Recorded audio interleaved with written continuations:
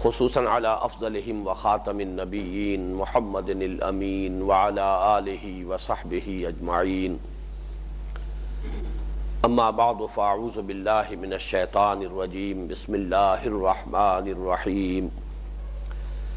یا ایہا الذین آمنوا ان جاءکم فاسق بنبأ فتبینوا ان تصیبوا قوما بجہالۃ فتصبحوا علی ما فعلتم نادمین واعلموا ان فیکم رسول اللہ لو یطیعکم فی کثیر من الامر لعنتم ولكن اللہ حبب الیکم الایمان وزینہ فی قلوبکم وکرہ الیکم الکفر والفسوق والعصیان اولئک هم الراشدون فضلا من اللہ ونعمہ واللہ علیم حکیم وَإِن طَائِفَتَانِ مِنَ الْمُؤْمِنِينَ اقْتَتَلُوا فَأَصْلِحُوا بَيْنَهُمَا فَإِن بَغَتْ إِحْدَاهُمَا عَلَى الْأُخْرَى فَقَاتِلُوا الَّتِي تَبْغِي حَتَّى تَفِيءَ إِلَى أَمْرِ اللَّهِ فَإِن فَاءَتْ فَأَصْلِحُوا بَيْنَهُمَا بِالْعَدْلِ وَأَقْسِطُوا إِنَّ اللَّهَ يُحِبُّ الْمُقْسِطِينَ انما المؤمنون اخوة فاصلحوا بين اخويكم واتقوا الله لعلكم ترحمون يا ايها الذين آمنوا لا يسخر قوم من قوم عسى ان يكونوا خيرا منهم ولا نساء من نساء عسى ان يكن خيرا منهن ولا تلمزوا انفسكم ولا تنابزوا بالالقاب بئس الاسم الفسوق بعد الايمان ومن لم يتب فاولئك هم الظالمون يا ايها الذين امنوا اجتنبوا كثيرا من الظن ان بعض الظن اثم ولا تجسسوا ولا يغتب بعضكم بعضا أَيُحِبُّ أَحَدُكُمْ أَنْ يَأْكُلَ لَحْمَ أَخِيهِ مَيْتًا فَكَرِهْتُمُوهُ وَاتَّقُوا اللَّهَ إِنَّ اللَّهَ تَوَّابٌ رَحِيمٌ صدق اللہ العظیم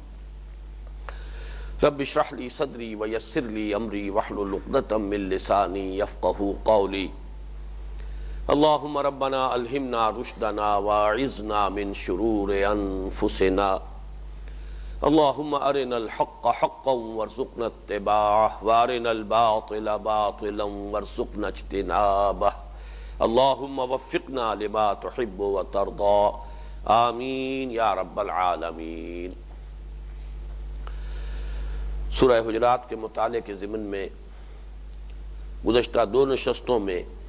اولاً ہم نے 4 تمہیدی امور پر غور کیا تھا، ذہن میں تازہ کر لیجئے۔ سب سے پہلے یہ کہ جو مطالعہ قرآن حکیم کا منتخب نصاب سلسلے وار زیر درس ہے، اس میں جو مضامین کی ترتیب ہے اس کے اعتبار سے ہم اس وقت کس مقام پر ہیں۔ نمبر 2 یہ کہ قرآن حکیم میں مصحف میں سورہ حجرات کس مقام پر واقع ہوئی ہے، اس کا محل کیا ہے، خاص طور پر جو اس سے پہلی سورت ہے سورۃ الفتح، اس کے ساتھ اس کا کیا ربط اور تعلق ہے۔ تیسرے یہ کہ اس کا جو خاص تاریخی پس منظر ہے، جس کو مجموعی اعتبار سے ہم کہہ سکتے ہیں شان نزول،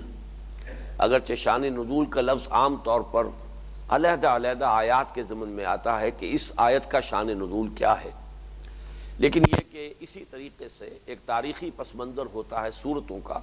کہہ سکتے ہیں کہ وہ سورتوں کا مجموعی شان نزول ہے۔ اس کے حوالے سے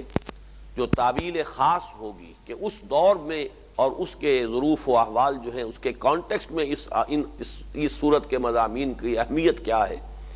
یہ تیسری بات تھی۔ اور چوتھی یہ کہ جو تعویل عام ہے،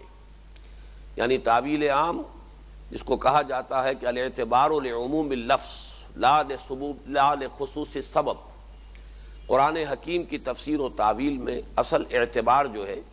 وہ الفاظ کی عمومیت کا ہوتا ہے، وہ جو اسباب نزول ہیں، جو روایات ہیں شان نزول کی، اس کے اعتبار سے نہیں، اور خاص طور پر جو بھی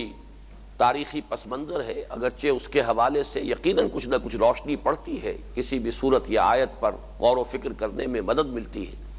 لیکن یہ کہ چونکہ یہ قرآن حکیم تو ہمیشہ ہمیشہ کے لیے ہدایت ہے، رہنمائی ہے، صرف ایک خاص وقت معین کے لیے یہ نازل نہیں ہوا ہے،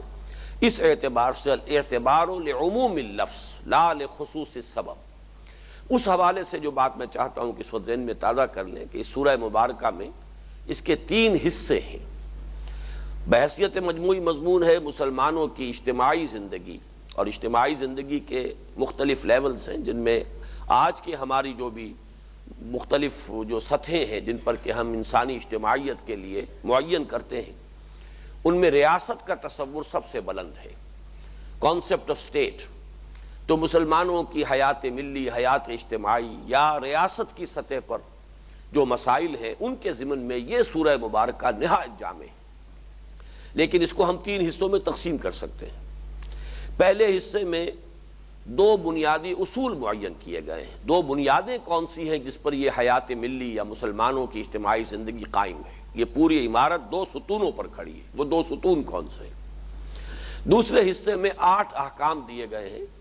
جن میں سے 2 کو ہم کہہ سکتے ہیں کہ نسبتاً بڑے ہیں، اس لیے کہ ان پر ایک پوری آیت ہے کہ جو وارد ہوئی ہے، اور 6 احکام اس اعتبار سے نسبتاً چھوٹے ہیں کہ وہ 3 حکم ہیں کہ جو ایک آیت میں جمع کر دیے گئے۔ ان 8 احکام کا اصل مقصد ہے مسلمانوں کی اس ملی زندگی میں استحکام برقرار رکھنا، رکھنے نہ ہو، کہیں ان میں انتشار پیدا نہ ہو، اختلال نہ ہو، اس لیے کہ مسلمانوں کی یہ اجتماعیت اگر مضبوط ہوگی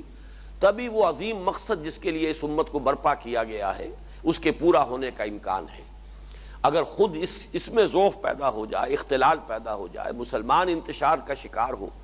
تو وہ جو عظیم مقصد ہے جس کے لیے اس امت کو برپا کیا گیا ہے اصل ضعف اس کو پہنچتا ہے۔ تیسرے حصے میں پھر کچھ بڑے اصولی مباحث ہیں جن کے بارے میں پھر جب ہم وہاں پہنچیں گے تبھی انشاءاللہ گفتگو ہوگی۔ ایک بات میں نے یہ بھی عرض کی تھی کہ اگرچہ ویسے تو تقسیم کیا جائے تو 3 حصوں میں 6 آیات آنی چاہیے، لیکن پہلے حصے میں 7 آیات ہیں، دوسرے حصے میں 5 آیات ہیں، البتہ تیسرا حصہ جو ہے وہ واقعتاً ایگزیکٹ 6 آیات پر مشتمل ہے۔ پہلے دونوں حصوں کے مابین ایک اور فرق بھی ہے، ان میں سے ایک آیت ایسی ہے کہ جو درمیان میں آ گئی ہے، ہم یہ بھی کہہ سکتے ہیں کہ وہ برزخی آیت ہے، اس کا تعلق دوسرے حصے سے بھی ہے اور پہلے حصے سے بھی ہے، لیکن کچھ ربط مضمون کے اعتبار سے محسوس ہوتا ہے کہ وہ درمیان میں دوسرے حصے کی آیت جو ہے پہلے حصے کی آیات کے مابین آ گئی ہے۔ اس کی کیا حکمت ہے وہ میں بعد میں عرض کروں گا۔ دوسرے یہ کہ ہم گزشتہ نشست میں ابتدائی 5 آیات کا مطالعہ مکمل کر چکے ہیں۔ ان 5 آیات میں وہ جو دونوں بنیادیں ہیں جن کا میں نے ابھی ذکر کیا ہے ان کا بیان ایک اعتبار سے مکمل ہو چکا ہے۔ ان میں سے ایک ستون، ایک بنیاد مسلمانوں کی حیات اجتماعی، حیات ملی، ریاست اور سیاست کی سطح پر جو بلند ترین ان کے جو بھی اجتماعی معاملات ہیں ان کے ضمن میں جو ہدایات ہیں وہ 2 ستون، ان میں سے ایک ستون جو ہے جو میں نے عرض کیا تھا، یہ الفاظ میں چاہتا ہوں دہرا رہا ہوں تاکہ آپ کو یاد ہو جائیں۔ ایک کا تعلق ہے قانون اور دستور کے ساتھ، اور اس میں ظاہر بات ہے کہ گفتگو ہوگی عقل اور منطق کے اعتبار سے، اس لیے کہ قانون ہے۔ قانون میں تو ہندی کی چندی جو ہے وہ نکالی جاتی ہے، بال کی کھال اتاری جاتی ہے۔ معاملات ایسے ہوتے ہیں کہ قانون کا اطلاق جب ہوتا ہے انسانی معاملات پہ تو ذرا سے فرق کے ساتھ زمین و آسمان کا فرق واقع ہو جاتا ہے۔ لہذا قانونی اور دستوری معاملات، ان میں جو اصل مخاطب ہے وہ انسان کی عقل اور اس کی منطق کی صلاحیت ہے، استدلال، استنباط، استخراج۔ البتہ دوسری بنیاد جو ہے وہ تہذیبی اور ثقافتی ہے، اور اس میں خطاب جو ہے وہ جذبات اور احساسات کے ساتھ ہے۔ ان میں سے پہلی جو آیت ہے وہ اصل میں پہلی بنیادی جو بات ہے، پہلا ستون ہے، اس پر ایک آیت کفایت کرتی ہے۔ یا ایھا الذین آمنوا لا تقدموا بین یدی اللہ ورسولہ واتقوا اللہ ان اللہ سمیع علیم۔ ایک سوال پیدا ہو سکتا ہے کہ اتنی اہم بات جو ہے وہ تو صرف ایک آیت میں کہی گئی، جبکہ اس حصے میں جو میں نے عرض کیا ہے کہ اگر 7 آیات ہیں تو بقیہ 6 آیات کا تعلق جو ہے وہ دوسری بنیاد سے ہے۔ اس کا سبب کیا ہے؟ وجہ یہ ہے کہ جہاں تک اس پہلی بات کا تعلق ہے،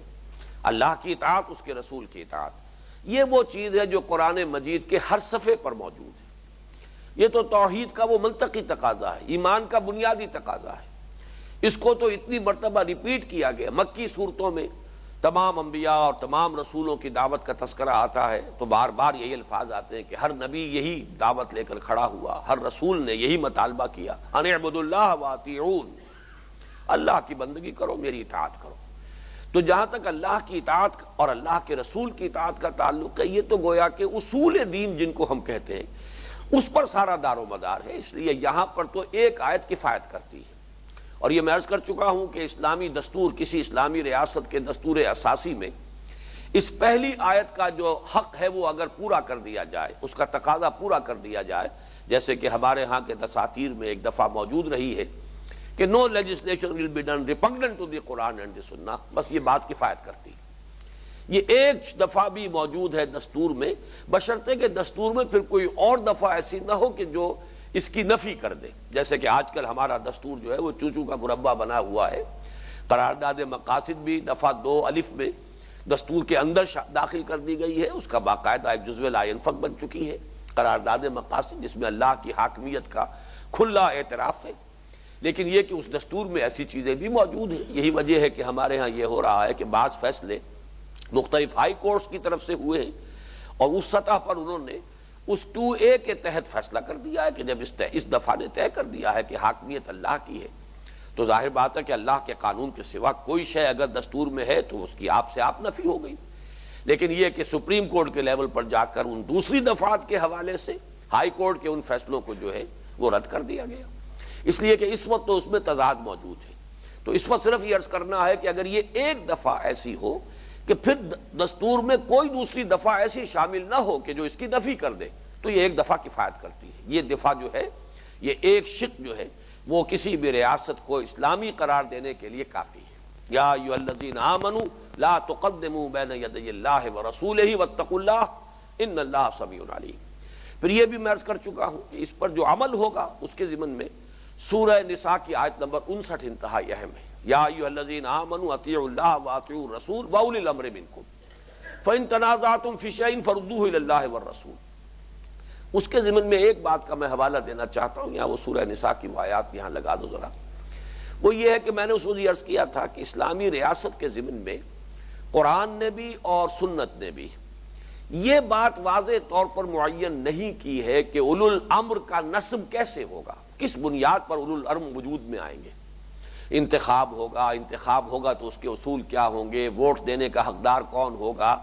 کس طریقے سے انتخاب کنڈکٹ کیا جائے گا، ایڈلٹ فرنچائز ہوگا، کیا ہوگا۔ معلوم یہ ہوا ہے کہ اس ضمن میں کوئی بھی معین شکل جو ہے شریعت نے طے نہیں کی ہے، نہ قرآن مجید میں ہے اور نہ سنت رسول میں ہے۔ ایک اصول ضرور ہمیں ملتا ہے، امرہم شورا بینہم، ان کے معاملات آپس میں باہم مشورے سے طے ہوں گے۔ لیکن جس مقام پر سورہ نساء میں یہ آیت وارد ہوئی ہے، آیت نمبر 59 اوپر لے کے جاؤ، اس سے پہلے جو آیت نمبر 58 ہے، اس میں ایک اخلاقی ہدایت موجود ہے کہ اولو الامر کیسے وجود میں آئیں گے۔ ان اللہ یامرکم ان تؤدوا الامانات الی اہلها واذا حکمتم بین الناس ان تحکموا بالعدل ان اللہ نعم ما یعظکم بہ ان اللہ کان سمیعا بصیرا۔ اللہ تعالیٰ تمہیں یہ حکم دیتا ہے کہ امانتیں ان کے اہل لوگوں کے حوالے کرو۔ معلوم ہوا کہ امرہم شورا بینہم یہ بھی ایک اصول ہوا، اور یہ کہ یہ مناصب، یہ ذمہ داریاں، یہ منصب جو ہیں ان کے بارے میں دیکھا یہ جانا چاہیے کہ کون ان کا اہل ہے۔ یہ بہت بڑی امانت ہے لوگوں کے پاس، لہذا اس کا فیصلہ کرتے ہوئے کوئی خیانت نہیں ہونی چاہیے، بلکہ امانت ان کے اہل لوگوں کے حوالے کی جانی چاہیے۔ تو یہ اصول تو دیے گئے ہیں، لیکن اس سے آگے بڑھ کر کوئی طریقہ معین نہیں ہے شریعت میں کہ یہ اولو الامر کیسے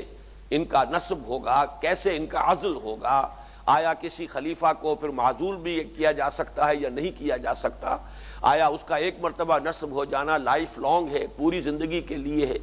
پوری ان کی حیات دنیاوی تک وہ سلسلہ جاری رہے گا، یا یہ کہ اس کا کسی خاص معین وقت تک کے لیے یہ معاملہ طے ہوگا۔ یہ ساری چیزیں ہیں کہ جو چھوڑ دی گئیں کہ جیسے جیسے تمدن کا ارتقاء ہو، جیسے جیسے سوشل ایولیوشن کا پروسیس آگے بڑھے، ان دو بنیادی ہدایات کے مطابق بہتر سے بہتر صورت جو ہے اس کو اختیار کرنے کی گنجائش موجود رہے۔ اگر اس وقت کسی ایک طریقے کو معین کر دیا جاتا تو گویا کہ وہ مثال وہی ہو جاتی جو میں نے آپ سے عرض کیا تھا کہ چینیوں میں سنا ہے یہ کہ یہ رواج تھا کہ چونکہ ان کے ہاں نسوانی حسن کا یہ بھی ایک لازمی حصہ سمجھا جاتا تھا کہ پاؤں چھوٹے ہونے چاہیے عورت کے، لہذا بچپن میں ہی لوہے کا جوتا پہنا دیتے تھے تاکہ پاؤں بڑھے ہی نہ۔ اگر یہ بات کہیں اس وقت طے کر دی جاتی 1400 برس قبل کہ حکومتیں کیسے بنیں گی، اولو الامر کا نصب و عزل کیسے ہوگا، خلیفہ کیسے چنا جائے گا، کیسے منتخب کیا جائے گا، وہ پوری زندگی کے لیے ہوگا یا کسی معین عرصے کے لیے وغیرہ وغیرہ، یہ چیزیں اگر اس وقت طے کر دی جاتی تو ایک تو یہ کہ اس وقت کے جو حالات تھے ظاہر بات ہے کہ اس کی مناسبت ہی سے کوئی بات طے کی جاتی، اس سے آگے بڑھ کر بڑی چھلانگ لگا دینا جس کے لیے کہ ابھی جو اس کے تقاضے ہیں اس ماحول میں پورے نہ ہو سکتے ہوں، یہ بھی خلاف حکمت ہوتا، اور اگر اس کو معین کر دیا جاتا اس وقت کے ظروف و احوال کی مناسبت سے تو گویا کہ اب اس سوشل ایولیوشن کے جو نتائج اور ثمرات ہیں ان کو اس میں انکارپوریٹ کرنے کا امکان ختم ہو جاتا۔ بہرحال اس حد تک میں نے دوبارہ گفتگو کی ہے اس حصے سے متعلق کہ جو دستور اور قانونی بنیاد ہے اسلامی ریاست کی، مسلمانوں کی حیات ملی کی، اس پر تو ایک آیت کفایت کرتی ہے۔ البتہ جہاں تک دوسری بات ہے اس کے بارے میں میں چاہتا ہوں کہ اگرچہ آیات کا تو ہم نے ترجمہ کر لیا تھا اور یہ مضمون پھر آج بھی دوبارہ دہرا کر آئے گا 2 آیات میں جو 7ویں اور 8ویں آیات ہیں سورہ مبارکہ کی، لیکن یہ کہ اس کی اصل بنیاد جو ہے وہ ہے کیا، یہ بات تو واضح کی جا چکی ہے کہ یہ حضور کا ادب، حضور کا احترام، حضور کی تعظیم، یہ در حقیقت ہماری ثقافت اور تہذیب کو ایک خاص بنیاد فراہم کرتی ہے۔ لیکن اس میں ہو سکتا ہے کہ بعض جو ریشنلسٹ قسم کے ذہن ہیں ان کے ذہنوں میں یہ اشکال پیدا ہو اور وہ اس کو قبول کرنے کے لیے آمادہ نہ ہو، تو میں چاہتا ہوں کہ اس پر مزید گفتگو ہو جائے کہ اصل میں اگر آپ جائزہ لیں گے تو انسانی تمدن کی یہ بھی ایک ضرورت ہے، انسان میں صرف عقل نہیں ہے، جذبات بھی ہیں، اور کوئی بھی نظام اجتماعی محض عقلی بنیادوں پر قائم نہیں رہ سکتا، اس کے ساتھ کوئی نہ کوئی اس کے لیے جذباتی بنیاد بھی ہونی چاہیے۔ اس حوالے سے ہم دیکھتے ہیں کہ اس دور میں بھی ہیرو ورشپ، یہ لفظ جو ہے ہمارے نزدیک پسندیدہ لفظ نہیں ہے، لیکن میں چاہتا ہوں کہ کسی بات کی حقیقت کو بیان کرنے کے لیے لفظ وہ استعمال کیا جائے کہ جو ایک دفعہ جو ہے چونکا دے انسان کو۔ یہ ہیرو ورشپ جو ہے یہ انسانی اجتماعیات کی ایک ضرورت کے طور پر تسلیم کی گئی ہے۔ کوئی شخصیت ایسی ہونی چاہیے جس کی عظمت کا جو سکہ ہے وہ قائم ہو، رائج ہو، جس کا کہ بڑا نقش ہو لوگوں کے احساسات میں، ان کے قلوب میں، ان کے جذبات میں، وہاں آ کر زبان بند ہو جاتی ہو، اس سے آگے جو ہے لوگ بات نہ کریں۔ کوئی نہ کوئی ایسی شخصیت، پھر اس سے ایک جذباتی لگاؤ، ایک ہے عقلی لگاؤ، ایک ہے منطقی لگاؤ، ایک ہے ان کی بات جو بھی وہ حکم دے دیں گے ہم مان لیں گے، ایک ہے کہ اس سے آگے بڑھ کر ان کے نقش قدم کی پیروی کرنا، ان کا اتباع کرنا، ان کے حرکات و سکنات کی نقالی کرنا، یہ ہے کہ جو محبت کی بنیاد پر ہوتا ہے۔ یہ چیزیں اگر ہوں گی، کسی بھی شخصیت کے ساتھ یہ تعلق اگر ہوگا جذبات کے اور احساسات کا،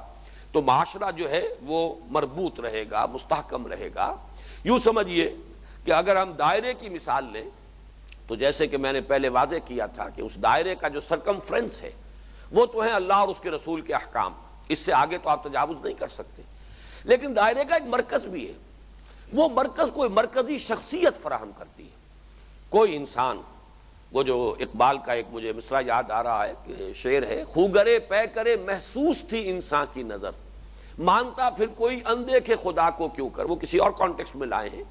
لیکن پہلا مصرع ذہن میں رکھیے کہ خوگرے پے کرے محسوس تھی انسان کی نظر۔ انسان کی ایک نفسیاتی کیفیت ہے، چاہے اس کو اس کی کمزوریوں میں شمار کر لیا جائے، جیسے قرآن مجید نے انسان کی اور بھی بہت سی طبعی کمزوریوں کا ذکر کیا ہے، خلق الانسان من عجل، انسان جلد بازی اس کی سرشت میں شامل ہے، انسان کے اندر عجلت پسندی جو ہے یہ تو گویا کہ اس کی سرشت میں موجود ہے، پیدا ہی کیا گیا ہے عجلت پسندی کے ساتھ۔ یا خلق الانسان ضعیفا، انسان کی تخلیق ہوئی ہے ضعیفی کے ساتھ، ضعف ہے اس کے اندر، مختلف پہلو ہیں، مختلف مواقع پر میں نے ان آیات کا حوالہ دیا ہے۔ اسی طریقے سے یہ سمجھیے کہ کوئی ایک مرکز ملت جس کو آپ کہیں، کوئی مرکزی شخصیت، اس کے ساتھ جذباتی وابستگی اگر ہوگی تو گویا کہ وہ مرکز کی حیثیت ہے اس دائرے کی، اور اس کی محبت شیرازہ بندی کرے گی اس اجتماعیت کی، ان کو اس اجتماعیت کو مستحکم رکھے گی۔ یہ شخصیت ہے در حقیقت کہ جو محمد الرسول اللہ صلی اللہ علیہ وسلم کی شخصیت مبارکہ کی صورت میں ہمارے ہاں موجود ہے۔ میں جیسا کہ عرض کر رہا تھا کہ چونکہ یہ انسانی اجتماعیت کی ایک ضرورت ہے تو دوسروں کو تو باقاعدہ شخصیتیں گھڑنی پڑتی ہیں،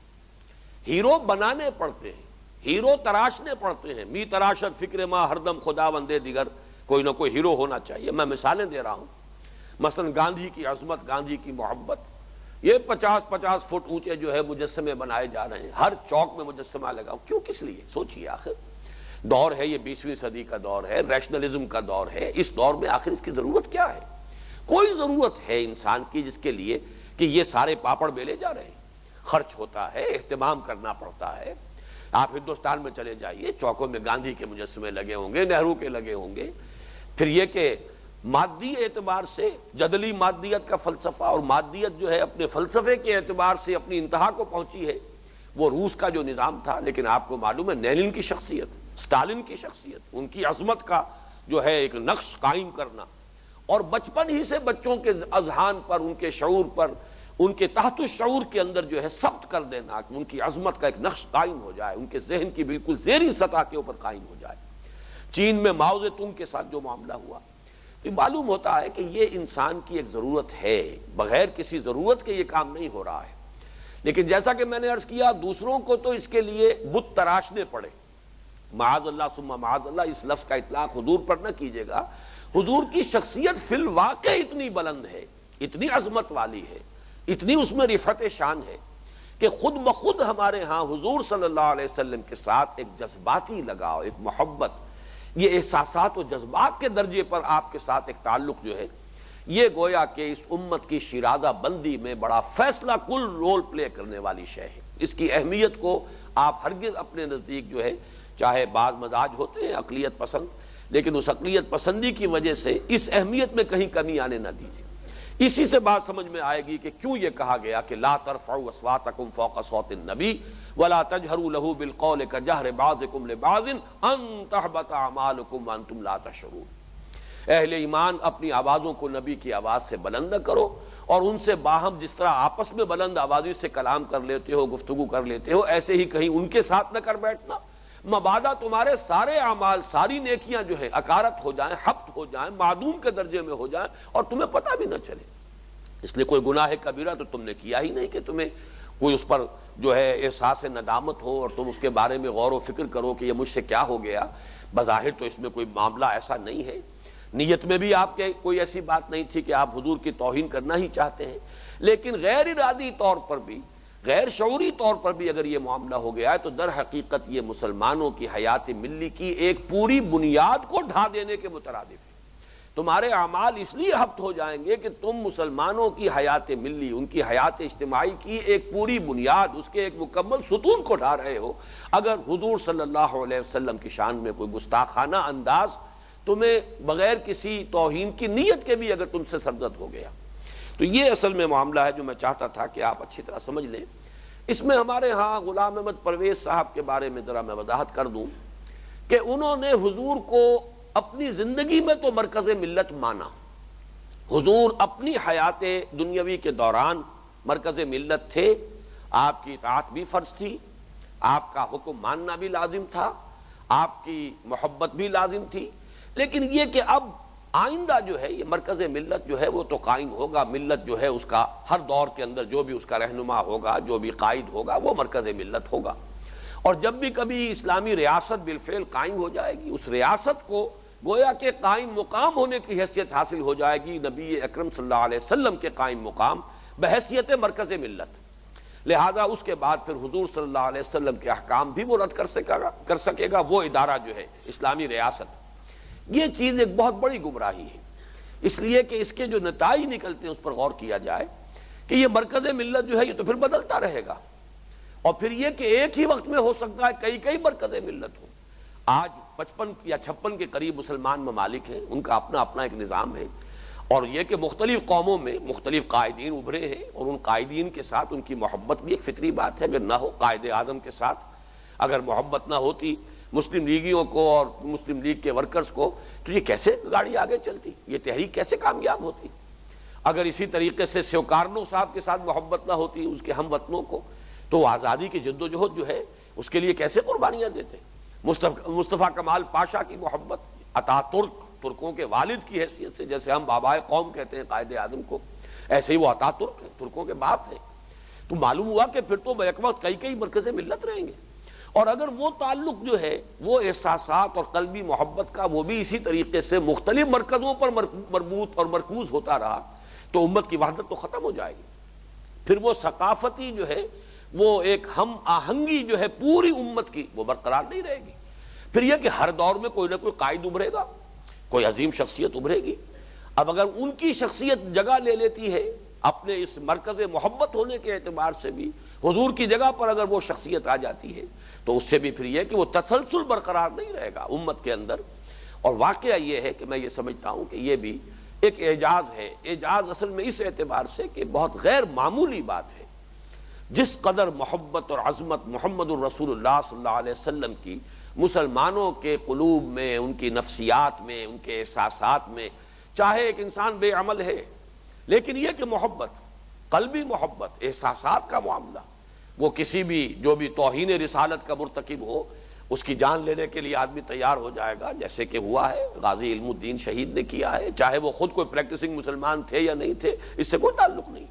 لیکن یہ کہ یہ جو احساس ہے یہ برقرار رہا ہے، اور اس احساس کی وجہ سے، بلکہ مجھے ایک شعر یاد آ رہا ہے علامہ اقبال کا، یہ زائرین حریم مغرب ہزار رہبر بنے ہمارے، ہمیں بھلا ان سے واسطہ کیا جو تجھ سے نہ آشنا رہے۔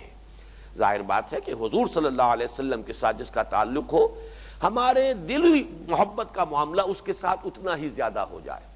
جس کو جتنا مود حاصل ہو قلبی محبت جو ہے اس سے اسی درجے میں کم ہو جائے۔ گویا کہ ہمارا پیمانہ یہ ہو جائے قلبی محبت کا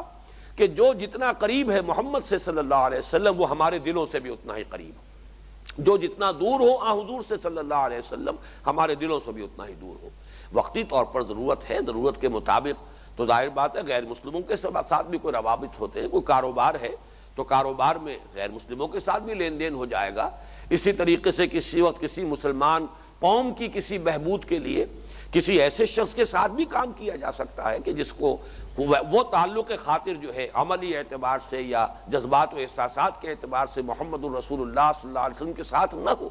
لیکن یہ کہ یہ ایک معیار برقرار رہنا چاہیے، اور معیار یہی رہنا چاہیے کہ یہ زائرین حریم مغرب ہزار رہبر بنے ہمارے، ہمیں بھلا ان سے واسطہ کیا جو تجھ سے نہ آشنا رہے۔ مجھے یاد آ رہا ہے ایک زمانے میں جب میں طالب علم تھا، میڈیکل کالج میں پڑھ رہا تھا، یہ نئے جو آج کل بھی ہمارے ہاں مسائل اٹھ رہے ہیں، پردے کے مسائل ہیں اور مختلف معاملات ہیں، تہذیب مغرب کا تصادم ہے اسلامی اقدار کے ساتھ، جس پر بڑی تفصیلی گفتگو ہو چکی ہے ہمارے ہاں۔ اس زمن میں ایک صاحب کا خط شائع ہوا تھا پاکستان ٹائمز میں، اور انہوں نے بڑے گستاخانہ انداز میں الفاظ کہے تھے کہ اگرچہ ہمیں معلوم ہے کہ فاطمہ بنت محمد پردہ کرتی تھیں رضی اللہ تعالی عنہ وصلی اللہ علیہ وسلم، لیکن ہمیں یہ بھی معلوم ہے کہ فاطمہ جناح پردہ نہیں کرتی، اور آج کی مسلمان عورت کے لیے نمونہ فاطمہ جناح ہے، فاطمہ زہرا نہیں ہے۔ یہ باتیں بھی کہی گئی ہیں اور بڑے ڈنکے کی چوٹ کہی گئی ہیں، اخبارات میں اس وقت بھی یہ خطوط چھپتے تھے۔ اب تو خیر جو کچھ ہو رہا ہے وہ بہت اس سے آگے نکل گیا، لیکن یہ کہ یہ باتیں سامنے آتی ہیں۔ تو اس معیار کو برقرار رہنا چاہیے کہ محبت کا مرکز، وہ مرکز ملت دائم اور قائم ہے، وہ محمد عربی ہیں صلی اللہ علیہ وسلم۔ اس میں بھی واقعہ یہ ہے کہ علامہ اقبال اس اعتبار سے ایک بڑی ہی منفرد شخصیت ہے۔ انہوں نے بارہا کہا میں ہندو ہوں، برہمن زادہ رمز آشنائے روم و تبریز است، میں تو برہمن زادہ ہوں، لیکن یہ کہ روم و تبریز کے جو بھی علوم ہیں اور ان کے جو بھی نظریات ہیں ان سب کو جاننے والا، پہچاننے والا ہوں۔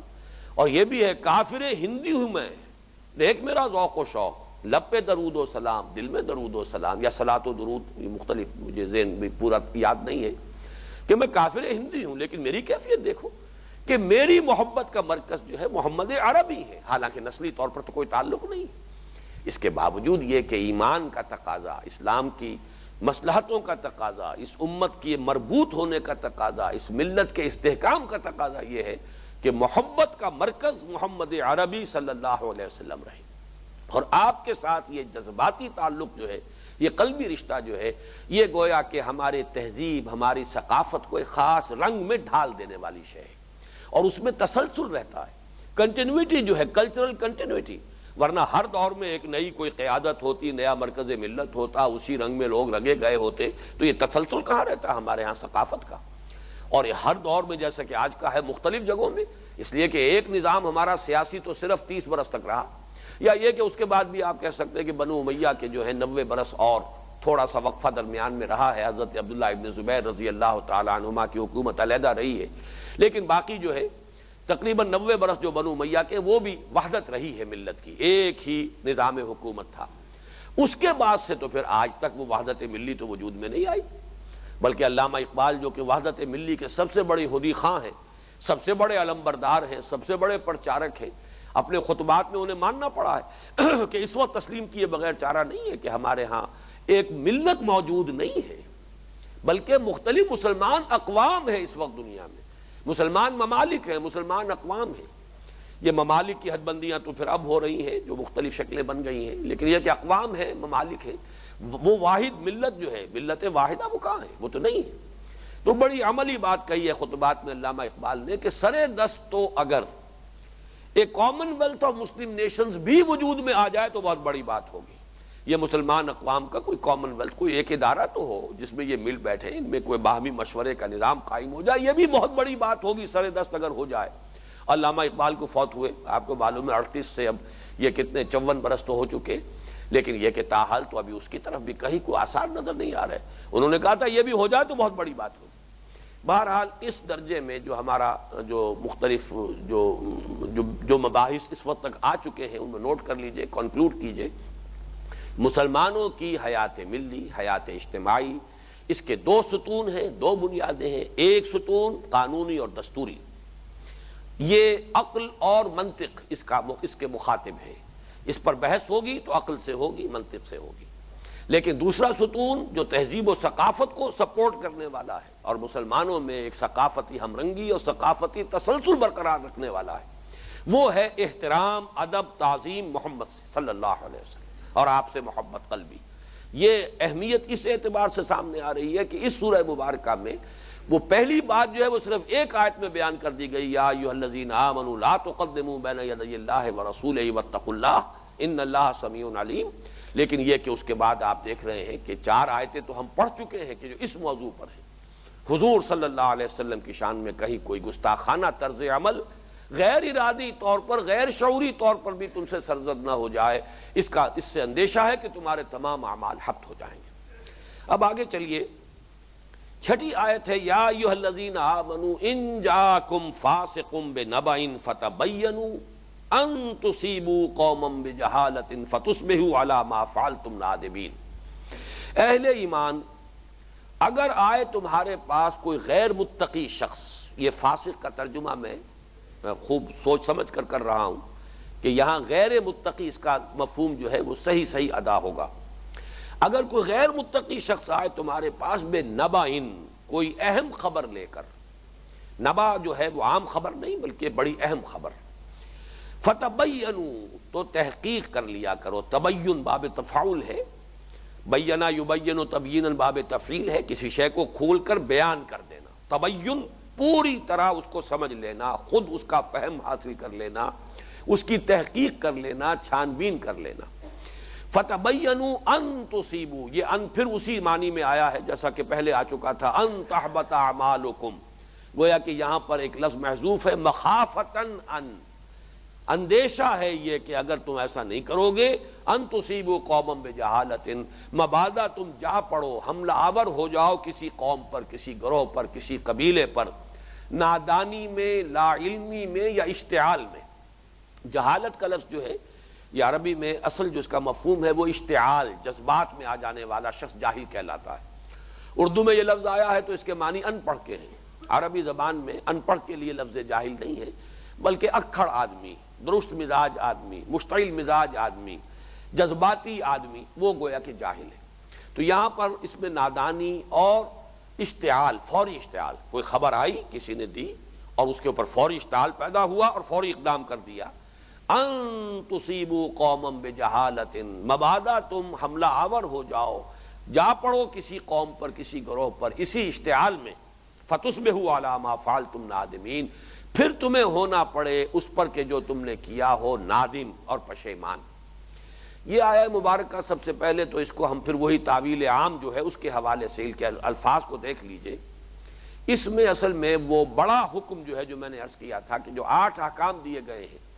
کہ مسلمانوں کی حیات ملی جو ہے اس میں کوئی رخنا پیدا نہ ہو. اس کے لیے اب آپ پہلے ایک تمثیل ذہن میں لے آئیے. کوئی فصیل ہے، بہت بڑی فصیل، بڑی مستحکم فصیل، شہر پناہ ہے، شہر کی حفاظت کا ذریعہ ہے، وہ اینٹوں سے بنی ہوئی ہے، لیکن اینٹوں کو باہم جوڑا ہوا ہے کسی سیمنٹ سبسٹنس نے، کسی مارٹر نے، چاہے وہ چونا ہوتا تھا پچھلے زمانے میں، آج کل سیمنٹ ہے. اب گویا کہ فصیل کی مضبوطی کا دار و مدار اس پر ہے نمبر 1 اینٹیں مضبوط لگی ہوئی ہوں، یا پتھر لگے ہوئے ہوں یا اینٹیں ہوں تو بہت اچھی طرح پر مضبوط اینٹیں ہوں، پختہ اینٹیں ہوں. پھر یہ کہ اینٹوں کو جوڑنے والا مسالہ بہت مضبوط ہو. اس فصیل کا جو استحکام ہے اس کے اعتبار سے اب اگر کہیں اس میں دراڑ پڑ جاتی ہے، کہیں گولے آ رہے ہیں کسی جگہ پر، اس فصیل میں کوئی بڑا جو ہے وہ ایک رخنا پیدا ہو گیا، دراڑ پڑ گئی، تو اندیشہ ہے پورے شہر کے لیے. اب اس کی حفاظت اور جو دفاع ہے اس کے لیے شدید خطرات لاحق ہو گئے. یا یہ کہ کہیں اینٹوں کے مابین وہ جو مسالہ ہے وہ کمزور پڑ جائے، تب بھی اس کا اندیشہ ہے کہ ذرا سا کوئی ریلا آئے گا تب بھی وہ جو ہے اینٹیں ایک دوسرے سے علیحدہ ہو جائیں گی اور فصیل گر جائے گی. اور اگر اینٹیں ہی کچی ہوں اور وہ کسی بھی سیلاب کو کا مقابلہ کر ہی نہ سکتی ہو، کچی ہو، پختہ ہے ہی نہیں، تب بھی وہ فصیل کمزور ہے. تو جہاں تک تو اینٹوں کے پختہ ہونے کا تعلق ہے، اس فصیل امت کے استحکام کے لیے یہ مضمون تو ہمارے اس منتخب نصاب میں پوری طرح زیر بحث آ چکا ہے، جو اس تیسرے حصے کا جو ابتدائی درس تھا کہ سیرت کا استحکام، ایک ایک مسلمان اپنی سیرت کے اعتبار سے پختہ ہو. خام ہے جب تک تو ہے مٹی کا ایک انبار تو، پختہ ہو جائے تو ہے شمشیر بے زنہار تو. اس پر تو ہمارا درس اول تھا اس تیسرے حصے کا. اب یہ اینٹوں کو باہم جوڑ کر رکھنا، کوئی ایسی شے کہ جو 2 اینٹوں کے درمیان تعلق کو کمزور کر دے، وہ گویا کہ پوٹینشلی اس پوری فصیل کے لیے خطرہ ہے اور خدشہ ہے. اس اعتبار سے احکام آئیں گے کہ مسلمانوں کے دلوں کو پھاڑ دینے والی باتیں، ان کی جو ہے 6 چیزوں کی نشاندہی کہی گئی، جنہیں میں نے کہا چھوٹی چیزیں ہیں نسبتاً، وہ آگے آئیں گی. اور فصیل میں کوئی بڑی دراڑیں پڑ جائیں تو اس کے لیے 2 حکم آ رہے ہیں. پہلا حکم یہ ہے کہ افواہوں پر کبھی بھی کوئی اقدام نہ کیا جائے جب تک کہ پوری طرح تحقیق نہ کر لی جائے. افواہوں کی بنا پر بسا اوقات بڑے بڑے فتنے کھڑے ہو جاتے ہیں. محض افواہ پر کوئی اقدام کر لیا گیا، کسی نے آ کر کوئی خبر دی کسی قبیلے کے بارے میں، مثلا اس ماحول میں کہ فلاں قبیلہ تو تیاری کر رہا ہے اور حملہ آور ہوا چاہتا ہے. اب آپ نے پری ایمپٹ کیا کہ بجائے اس کے کہ وہ حملہ آور ہو، چلو ہم پہلے جا کر جو ہے پہلے ہی سے سد باب کریں، ہم حملہ کر دیں. بعد میں اگر فرض کیجئے معلوم ہوا کہ وہ تو خبر ہی غلط تھی، اگر کوئی غارت گری ہو گئی ہے، اگر کوئی خون بہہ گیا ہے تو کس درجے افسوسناک معاملہ ہو جائے گا. یہ ہے اصل میں افواہوں کا معاملہ، جس میں کہ حدیث میں ایک بڑی پیاری حدیث آتی ہے کہ جو واقعہ یہ ہے کہ اس موضوع پر بہت ہی بلاغت کے ساتھ حضور نے فرمایا ہے کہ کفا بالمرء کذبا ان یحدث بکل ما سمع. کسی انسان کے جھوٹے ہونے کے لیے یہ بات بہت کافی ہے کہ جو کچھ وہ سنے اسے آگے بیان کر دے. اس کو اس لیے کہ اسی سے در حقیقت جو ہے افواہیں پھیلتی ہیں، جس کو آپ کہتے ہیں کہ لوگ زبانوں سے بات لے رہے ہیں، آپ سے سنی بات اور فوراً اس کو آگے پہنچا دیا، اس پر کوئی غور نہیں کیا، سوچا نہیں، اس کی تحقیق نہیں کی، اور وہ پھیلتے پھیلتے جنگل کی آگ کی طرح جو ہے وہ خبر مشہور ہو گئی. یہ مسلم شریف میں بھی روایت موجود ہے اور سنن ابی داؤد میں بھی روایت موجود ہے. حضور نے فرمایا کفا بالمرء کذبا ان یحدث بکل ما سمع.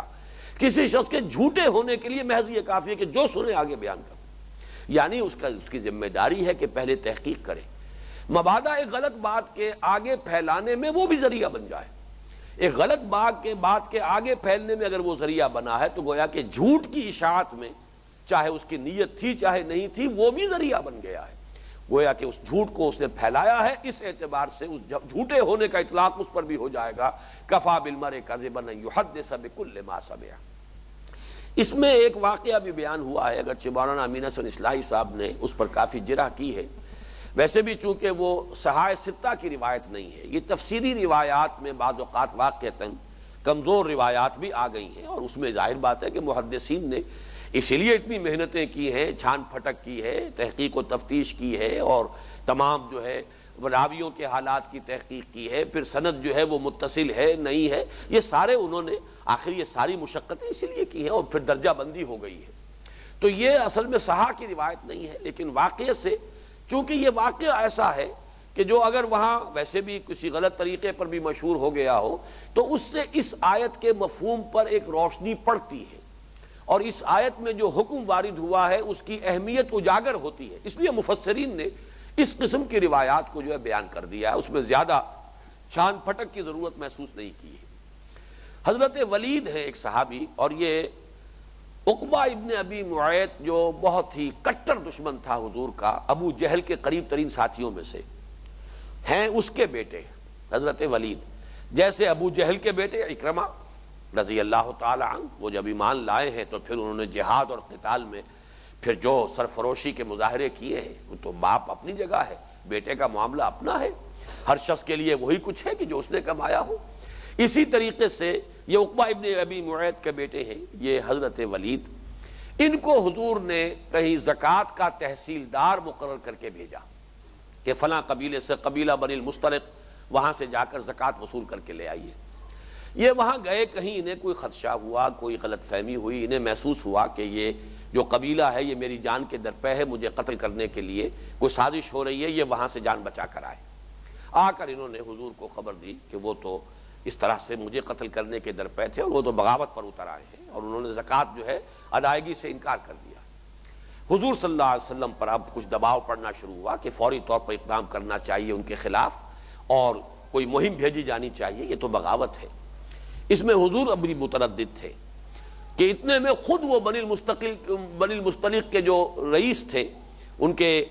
حضرت حارث ابن زرار، انہیں کہیں یہ خبر پہنچ گئی کہ اس طرح کا مغالطہ ہوا ہے حضرت ولید کو۔ وہ وہاں سے چل کر آئے حضور کی خدمت میں، انہوں نے کہا کہ یہ بالکل غلط بات ہے،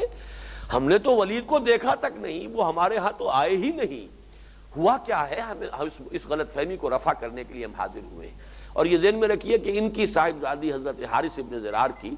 حضرت جویریہ، یہ حضور کے حرم میں ہیں، حضور کی زوجہ محترمہ ہیں، ام المومنین ہیں۔ بہرحال اس طریقے سے معاملہ رفع دفع ہو گیا۔ لیکن فرض کیجئے کہ اس روایت پر یا اس رپورٹ پر یا اس خبر پر اگر کوئی اقدام ہو جاتا تو کچھ تو خون ہو جاتا، بعد میں جو ہے سوائے اس کے کہ کف افسوس ملا جا کچھ نہ ہو سکتا۔ تو یہ ایک واقعہ ہے، اگرچہ اس واقعے کی سند پر پھر یہ کہ اس پر عقلی اعتبار سے، درایت کے اعتبار سے جو بھی جرح کی ہے مولانا اصلاحی صاحب نے، میرے نزدیک وہ قوی ہے، پختہ ہے، لیکن یہ کہ اس اعتبار سے کوئی اس میں بڑا کوئی مسئلہ پیدا نہیں ہوتا کہ یہ کوئی صحاح کی روایت نہیں ہے، بلکہ یہ کہ دوسرے درجے کی کتابوں کی روایت ہے، تو ان میں یقیناً ایسی چیزیں بھی آ گئیں۔ لیکن اس واقعے سے بھی یقیناً ایک روشنی پڑتی ہے کہ کتنی اہمیت کی حامل ہے یہ ہدایت۔ یا ایھا الذین آمنوا ان جاءکم فاسق بنبأ فتبینوا ان تصیبوا قوما بجہالۃ فتصبحوا علی ما فعلتم نادمین۔ اہل ایمان، اگر آئے تمہارے پاس کوئی غیر متقی شخص، یہاں ذرا میں نے اس لیے کہا تھا کہ ترجمے میں نوٹ کیجئے، فاسق اصل میں کہتے ہیں کوئی بھی شخص کے جو وہ اپنے معاملات کے اعتبار سے، اپنے عمل کے اعتبار سے، تقوی سے اس کی روش مختلف ہو، کہیں وہ کسی چھوٹے گناہوں کا ارتکاب بھی کر رہا ہو یا کبھی کوئی اس سے کسی بڑے گناہ کا ارتکاب بھی ہو جاتا ہو، وہ فاسق ہے۔ یعنی جو بھی شخص خبر لے کر آیا ہے پہلے تو اس کو دیکھو وہ کون ہے۔ اگر تو وہ ابو بکر صدیق ہو مثال کے طور پر رضی اللہ تعالی عنہ، تو کسی تحقیق و تفتیش کی ضرورت نہیں۔ یہی وجہ ہے کہ دیکھیے کہ خلافت جیسے سینسٹیو ایشو پر اور جانشینی حضور صلی اللہ علیہ وسلم کی، اس پر حدیث ایک کوٹ کی ہے حضرت ابو بکر نے، اور صحابہ میں سے کسی نے پلٹ کر یہ نہیں پوچھا کہ اس حدیث کا راوی کوئی اور بھی ہے، کوئی اور بھی گواہ ہے آپ کے ساتھ، حالانکہ اس سے فیصلہ ہو رہا تھا الائمۃ من قریش، کہ حضور نے فرمایا ہے کہ ائمہ جو ہے وہ قریش میں سے ہے۔ صرف حضرت ابو بکر کی یہ روایت، لیکن اس پر حالانکہ اس وقت اشتعال بھی تھا اور بہت جوش اور جذبات کا معاملہ تھا، جوش و خروش تھا، انصار کی بات بھی بڑی وزنی تھی کہ مہاجرین تو آئے تھے لوٹے پیٹے، یہ تو ہم نے پناہ دی ہے، ہم نے مدد کی ہے محمد کی صلی اللہ علیہ وسلم، تو پھر یہ ٹیبلز ور ٹرنڈ ہماری اس مدد کی وجہ سے، نصرت کی وجہ سے، لہذا خلافت ہمارا حق ہے۔ لیکن ایک حدیث حضرت ابو بکر نے سنائی اور اس نے پورے مسئلے کو، جس کو آپ کہتے ہیں کلنچ دی میٹر، معاملہ طے ہو گیا، کسی نے پوچھا نہیں کہ کوئی اور راوی بھی ہے، اس لیے کہ یہ ابو بکر صدیق ہے رضی اللہ تعالی عنہ، ہر شک و شبہ سے بالا تر، تو راوی اس درجے کا ہو تو کسی تحقیق کی ضرورت نہیں۔ اسی طرح ایک چھوٹی سی کوئی خبر ہو سکتی ہے کہ جس سے کوئی بڑی کوئی بات نہ ہو، کوئی بڑا اقدام نہ کرنا پڑ رہا ہو، کسی صاحب نے بڑی عمدہ مثال دی ہے کہ آپ کہیں گئے ہیں کسی صاحب سے ملنے کے لیے، اور وہاں پہ آپ نے اذن طلب کیا ہے گھر میں داخلے کا، اندر سے کوئی ملازم نکل کر آتا، جی ہاں اجازت ہے، آپ کو بلا رہے ہیں، آ جائیے اندر۔ اب یہاں پر بھی آپ دیکھنے لگ جائیں کہ یہ شخص جو ہے متقی بھی ہے کہ نہیں ہے، اس کی دی ہوئی خبر پر میں عمل کروں نہ کروں، تو زندگی کا کاروبار ٹھپ ہو کر رہ جائے گا، پھر یہ کہ گاڑی چل ہی نہیں سکتی، قدم قدم پر رکیں گے۔ تو نبائن اہم خبر جس پر کہ کوئی اقدام کیا جانا ہو، کوئی فیصلہ کیا جانا ہو، کوئی بڑی جو بات ہے وہ طے ہونی ہو، تو ان دونوں الفاظ کو نوٹ کیجئے، ان جاکم فاسقم بنبائن فتبینوا۔ اب یہ فعل امر ہے، لازم ہے تحقیق کرو، تفتیش کرو، اچھی طرح چھان پھٹک لو، پوری طریقے سے ویریفائی کر لو، ان تصیبوا قوما بجہالۃ، مبادا تم جا پڑو کسی قوم پر نادانی میں یا اشتعال میں،